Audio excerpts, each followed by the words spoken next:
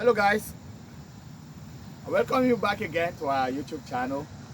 Today we're going to start with a series of what we call unforced error in tennis. So we're going to start to explain what that means. Today is just going to be an introduction, but it's going to be a long series of what we call unforced error in tennis and how we can avoid them. So what is an unforced error? Technically, what we call an unforced error in tennis is a mistake that a player can make just because he failed to achieve, not because the other player was so powerful, or maybe just because, not because the other player pushes him to make that mistake. No, it's like he failed to execute what he intended to do. If I go, for instance, if I go to hit my forehand and then I fail to hit that ball inside the boundaries, inside the line, or over the net, it's an unforced error.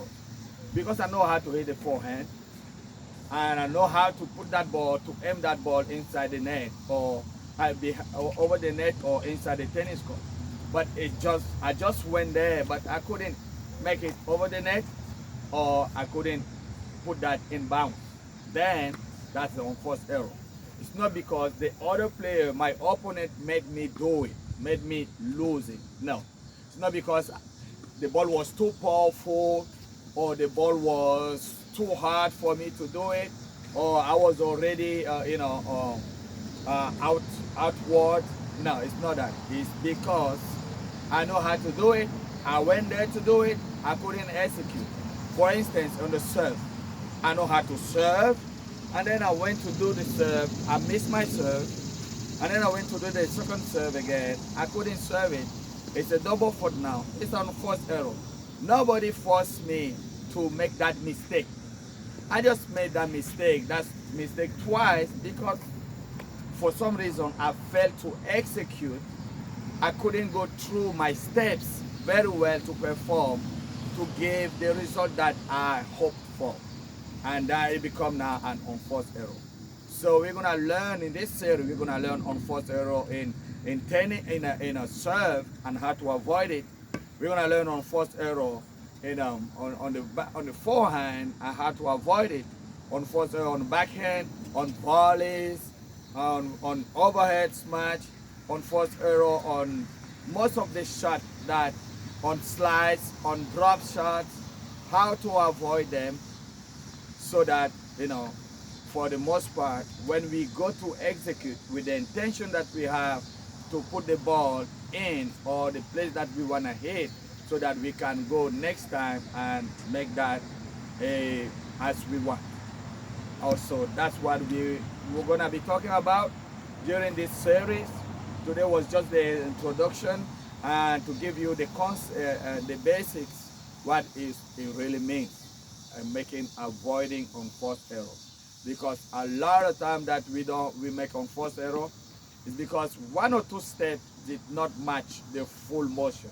One or two steps were maybe lacking, or maybe at some point we overhit the ball, or the body, maybe the condition, it does not allow. Maybe we didn't think about how we do that properly, or we went too emotional, and then it makes us not thinking about the skills that we learn during the game, during the practice, or during the lesson that we took. So if we have a very good coach, or we are a very good and disciplined student, we just want to make sure whatever we're learning from our lesson, we make sure we master it, and then we applied it in the game without missing a step, or without forcing, or without skipping one of the steps. So this is what we had today, and we will come next time to start to work on every section of avoiding unforced errors in tennis in general. And we hope you will be ready to see this, and after this series We hope you will become a master in tennis. I hope to see you soon for our next lesson on how to avoid unforced error. Talk to you soon, and let's grow our channel together. And I'll see you soon. Take care.